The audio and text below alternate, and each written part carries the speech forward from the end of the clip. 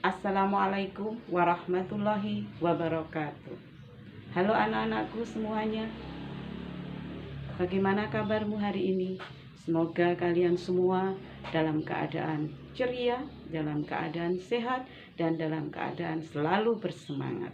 Karena kalian memasuki babak baru di kelas 7 di sekolah SMP Muhammadiyah 1 Berbah.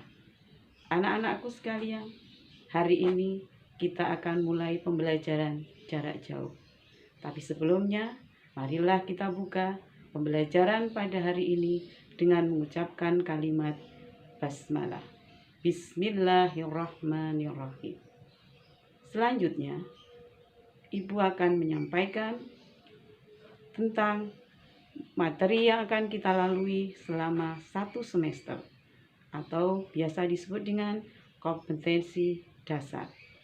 KD yang pertama adalah menunaikan atau menjalankan syariat Islam tentang toharoh. Yang kedua, menunaikan ibadah sholat fardu. Yang ketiga, menunaikan sholat berjamaah. Anak-anakku sekalian, yang Ibu banggakan, yang Ibu cintai, kembali di sini bersama Ibu Umi, mari kita mulai pembelajaran tentang toharoh, yaitu KD yang pertama. Dalam pendahuluan materi, marilah kita mengingat kembali ketika anak-anak dulu sekolah di sekolah dasar, pasti sudah diajari tentang toharoh atau bersuci. Jadi bersuci itu dalam bahasa Arabnya adalah toharoh. Pengertian toharoh secara bahasa adalah bersuci atau suci atau bersih. Kemudian secara istilah, toharoh adalah membersihkan diri dan pakaian dan benda dari najis dan hadas. Ada kata mutiara di dalam Islam yang kalian bisa temukan di dalam Al-Quran, surat Al-Baqarah ayat 222. Yang bunyinya adalah A'udzu billahi minasyaitonir rajim. Bismillahirrahmanirrahim.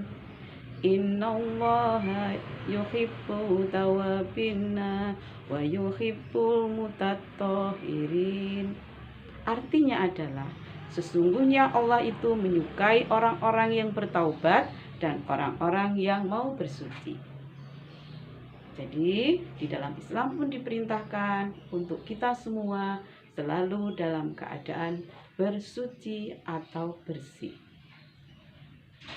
Anak-anakku sekalian, selanjutnya adalah pengertian najis. Apa itu najis? Apa itu najis? Najis adalah, silakan disimak dan diperhatikan. Najis artinya kotoran yang melekat pada seorang muslim, pada badan, pada pakaian, pada benda yang menyebabkan harus disucikan atau wajib dibersihkan. Kemudian ada 3 macam najis.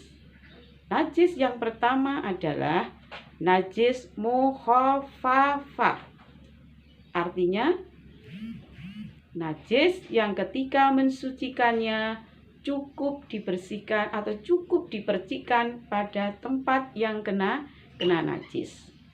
Contohnya adalah najis anak laki-laki yang baru, yang masih bayi, yang belum makan, minum selain air susu ibu. Atau disebut juga dengan najis ringan. Jadi cukup dipercikan saja di tempat yang kena najis. Kemudian najis yang kedua, najis mutawasito. Najis mutawasito atau najis ringan. Najis sedang, tadi sudah ringan, sekarang najis sedang. Bagaimana cara mensucikannya? Dibersihkan di tempat yang kena najis sampai bersih, sampai apa? Sampai hilang warna, sampai hilang rasa dan baunya. Contohnya apa kira-kira? Iya, Betul. Contohnya nanah, ada darah, ada kotoran binatang, ada tinja. Tinja itu apa? Tinja itu kotoran manusia. Kemudian yang ketiga yaitu najis mughalladhah atau najis apa? Najis berat. Nah, cara membersihkannya dibersihkan dengan air sampai 7 kali. Salah satunya dicampur dengan debu yang bersih atau yang suci. Berikutnya anakku, apa pengertian hadas? Hadas adalah keadaan seseorang, terutama seorang muslim, yang ketika dalam keadaan itu dilarang untuk beribadah seperti sholat, memegang Al-Quran, kemudian wukuf dan lain-lain, dan punya kewajiban untuk disucikan. Selanjutnya, hadas dibagi menjadi 2, yaitu hadas kecil dan hadas besar. Apa itu hadas kecil? Nah, hadas kecil itu contohnya yang pertama adalah keluarnya sesuatu dari anus atau dubur dan keluarnya sesuatu dari kubul. Apa itu kubul? Kubul itu kemaluan. Jadi contohnya, kalau kamu sedang pipis, kalau kamu buang air besar, kamu kentut, itu termasuk najis. Maka ketika kamu mau sholat, harus atau punya kewajiban untuk kembali berwudu. Kemudian yang kedua, contoh lagi, memegang kemaluan tanpa alas. Tanpa alas itu secara langsung. Maka itu juga menyebabkan keadaan kita menjadi berhadas kecil. Kemudian yang ketiga, contoh lain, tidur nyenyak, mabuk, pingsan, dan sebagainya. Kemudian hadas besar. Contohnya apa hadas besar? Hadas besar contohnya haid, sedang nifas, kemudian hubungan antara laki-laki dan perempuan, suami istri. Gitu ya.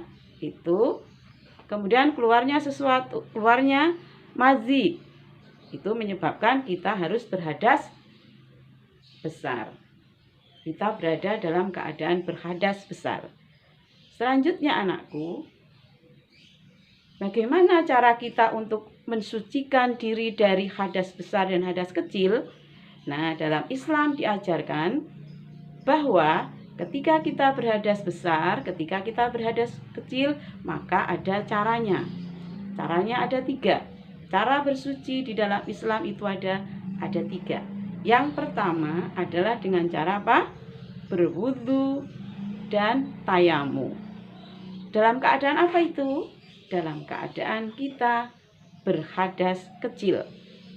Contohnya kalau kita sedang kentut, kita buang air kecil, kita buang air besar, maka ketika kita sudah wudu, mau sholat, maka harus wudu lagi. Itu cara bersuci atau cara mensucikan hadas kecil. Kemudian bagaimana cara mensucikan hadas besar? Contohnya tadi apa? Haid. Misalnya ada mbaknya yang baru selesai haid. Atau kemudian anak laki-laki habis apa? Ngompol. Ngompol itu apa? Mimpi basah. Maka harus dibersihkan atau disucikan dengan cara mandi besar. Jadi harus mandi junub. Agar apa? Agar kembali menjadi suci. Kalau kita sudah suci, maka kita bisa beribadah sesuai dengan perintah Allah. Bahkan kita pun dianjurkan oleh pemerintah, apalagi sekarang ini, untuk selalu hidup bersih. Jadi hidup bersih, hidup suci itu sudah diajarkan di dalam Islam dan kita tinggal melaksanakan dalam kehidupan sehari-hari. Nah, untuk mempelajari bagaimana tata cara kita nanti berwudu, mandi besar, dan tayamum, Nanti pada berikutnya, pelajaran berikutnya akan kita bahas. Nanti itu anak-anakku, untuk pendalaman materi, silahkan kalian buka buku paket. Kalau yang sudah punya buku paket, kalau belum ada, silahkan di perpustakaan ada. Karena bukunya tidak banyak, maka silahkan pinjam secara bergantian. Buka buku paket pendidikan fikih kelas 7 halaman 1 sampai halaman 16. Halaman 1 sampai halaman 16. Silahkan dipelajari. Kalau tidak, kalian silahkan cari di internet. Banyak tentang materi-materi bersuci atau toharoh.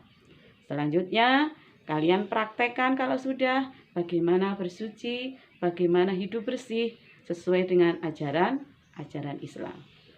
Anak-anakku sekalian, sebelum pembelajaran kita berakhir, ada satu tugas untuk kalian, yaitu buatlah kalian mind mapping. Ini tugas untuk kalian yang tadi sudah menyimak. Begini contohnya.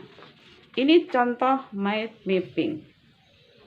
Kalau di sekolah dulu, mungkin kalian sudah diajarkan oleh Pak Guru, Bu Guru di sekolah dasar bagaimana cara membuat mind mapping. Ini contoh. Jadi kalian nanti boleh membuatnya tidak sesuai dengan ini, maksud tidak seperti contoh. Misalnya saya ingin buat pohon Bu, saya ingin buat